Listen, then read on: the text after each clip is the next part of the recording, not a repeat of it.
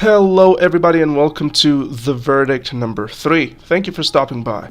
Now if you wonder what this is all about, this is pretty much a piece of my mind. This is my experience as a Paladin. This is a podcast type of format where we talk and we share our love about the Red and Proud Paladin. And not just that, this is just the third episode and I'm seeing so much love for this particular type of series. And I'm so happy that you guys enjoy it. Today, I'm going to share with you the top bugs, or like, I wouldn't really say bugs, more like top handicaps that we received from Blizzard's side that really need to get addressed. Now, I've said this long ago, and I'll keep on saying it. I'm a huge advocate for Classic Plus because I understand corporate, I understand what's a good business model, and Classic Plus is a better business model than World of Warcraft Fresh will ever be. And I'll tell you why really quick. Re-releasing Fresh over and over again when new projects are coming by engages the players into that particular content instead of let them explore the next one. I don't believe that Classic Fresh is going to happen soon. I do believe that Fresh is on the horizon for sure, but we are going to get to Classic Plus fairly shortly because we see Blizzard starting to polish the game. And with that being said, I hope that some of these things which I talk about right now are going to get through it. So into the episode number 3, I made a special list, and I'm going to show this list kind of step by step as we talk about it, and I'm going to mention also one thing by the end of the video, so do please hear me out. Now, this list is all about things that were not addressed in the Burning Crusade by any shape or form. This list is really things that were also forgotten by history just because they lost their usefulness, and this thing really is all about the love of the small things about the class, which really make a huge impact on our well-being as prots and reds and even holy paladins. The first thing that I really want to talk about is Seal of Righteousness.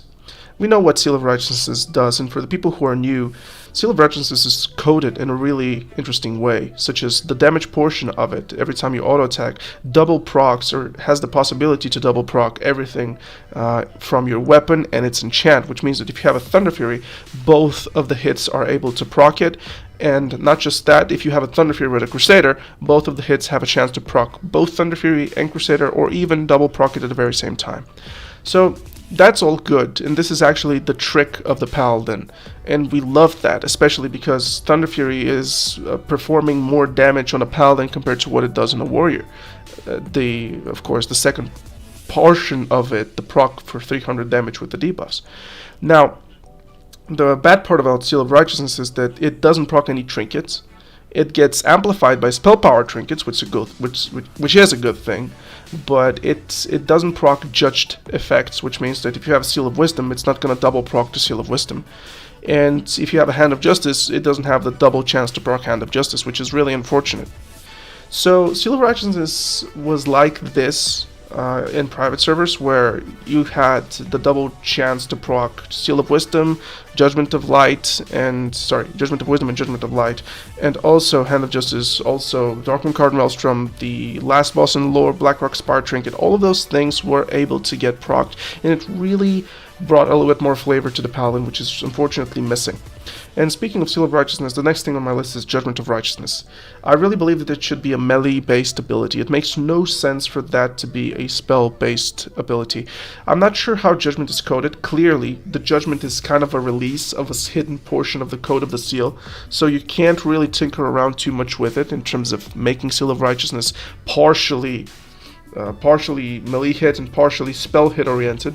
Although it's not spell hit oriented except for the Judgment part, but I really don't know. I think that Judgment should be universally it coding the spell. It's like it really laying the laws for the spell instead of the spell laying the laws for the Judgment. I think that that's the best way to put it. So Judgment of Righteousness really should use spell hit, and it should also proc all trinkets. It should also proc enchants and stuff like that. So this is really important. I think that that is really, really important. The next thing that I have on my list is one which I never thought that I would be able to keep on playing this game, even though this is not working as it worked on private servers. Now, Shadow Oil, of course, Shadow Oil, the best consumable that a Paladin could ever use. The reason for the spell then build reaching its top end viability. the reason for which hybrid red outside of the spell scaling of life stealing weapons was actually good to play. Shadow Oil was just amazing to look at. It's just crazy, and seeing that 8-second cooldown in World of Warcraft Classic is definitely, it's a hard one to swallow, and I still till this day am left quite bitter because of Shadow Oil. So with that being said, if you ask me, Shadow Oil should have no cooldown the same way as Frost Oil doesn't. The Vengeance Double Dip is the next thing that we're going to talk about. Vengeance Double Dip is, I don't know, it's just another, it's another handicap on Blizzard's side. It made no sense. It makes no sense. And if to the people who wonder what Vengeance Double Dip is, it's all about your Seal of Command dipping both into the physical and both into the holy damage, which means that if you deal 100 damage, then 115 is going to be post Vengeance, and then that 115 should be should be cut to the 70% and then increased by 15% of the holy portion. Instead, what Seal of Command does is it just takes the normal weapon damage, and it uses the code to emphasize onto only the holy portion, and it leaves literally half of the spell worthless for the seal. And this is such an important thing that Blizzard needs to help the Reds out, because it makes all the sense in the world to work like that. On almost every private server, people scripted it like that because it made sense to work like that. But Blizzard being Blizzard in vanilla, they didn't really describe the game well to the player. A lot of things happened behind the curtains that we just didn't know about. And Vengeance Double Dip should be a thing present for Red Pallies at any given time. And following the Vengeance Dip and how things are not always there for us, let's talk about the Holy Mightstone. Holy shoot. Sorry for saying it. Holy fucking shit. I don't care. This is your entire gear set times 2. This is one consumable that is more powerful than any other consumable. This is more powerful than world buffs. This is more powerful than anything, of course, whenever you're fighting undead. Holy Mightstone is the only time where a Red Pally could scratch viability. Believe it or not, it's the only time. You have all the world buffs, you pop a Holy Mightstone, and you're gonna see yourself reach viability. That's the only time where it could happen.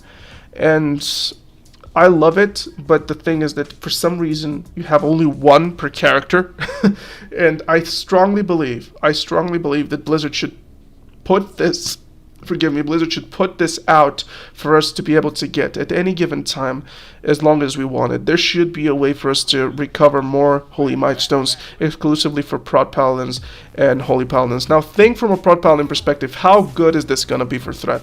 Just say it. How good is this gonna be for threat? Amazing, fantastic, fascinating. Now, with the Holy Mightstone being a thing, I want to talk about partial resisting. Partial resisting is, like, I have no idea. It's another way of Blizzard handicapping Paladins. Partial resisting is nuts. It's really affecting mages, warlocks, everybody who deals any type of spell damage, really. And I have no idea why Blizzard allowed the protection and Red Paladins, the damage portion of the Paladins, to be both affected by their melees and then further down the line affected by melee glancing blows, and then further down the line affected by partial resisting. It's like you're fighting both of the detrimental mechanics of the game, which are meant to put you down. You fight both of them. This is why Red sucks. It's partial resisting. About 25 to 30% of the Red Paladin's damage is partially resisted throughout the fight. And this is really important for protection Paladins. Partial resists are absolutely horrible. So I really am hesitant to say I want to get this fixed, because partial resisting getting fixed is a direct buff to the game. Is a direct buff to the Paladins. There's a difference between making Scourge Mightstone available at any given time, because you're gonna have it all the time, but it's yet available for you. It's a thing that exists in the game.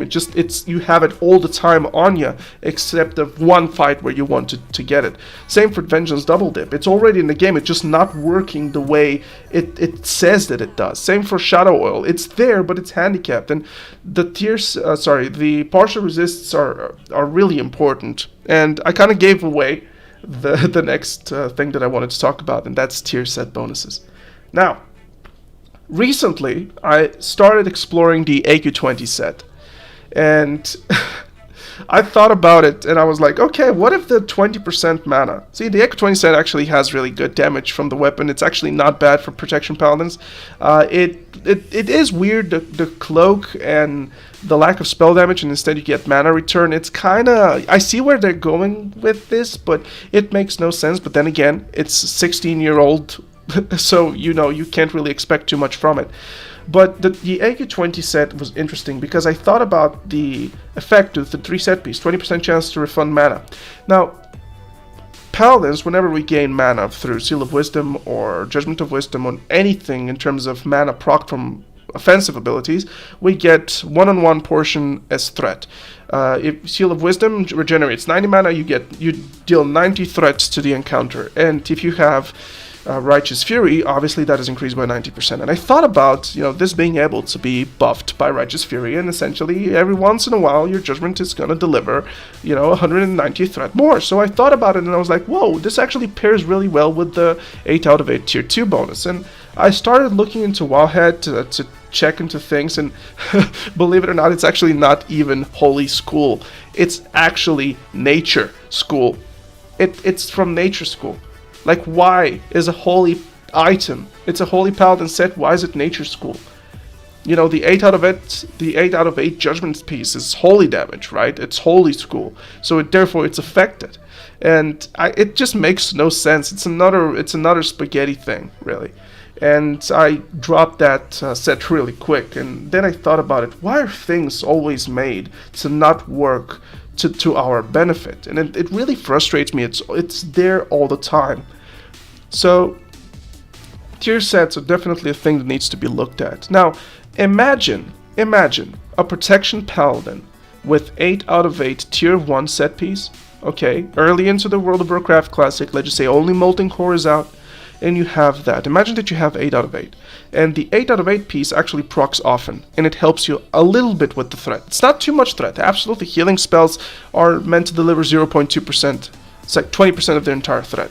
So imagine that you get healed, like every attack procs it, or like, no, every attack is too much. Every 3rd, 4th, 5th attack procs it, and it still helps you out a little bit. It's a little bit of sustain, it's a little bit of defensive. It's not really there for threat, it's more of like, hey, I can also help myself to survive.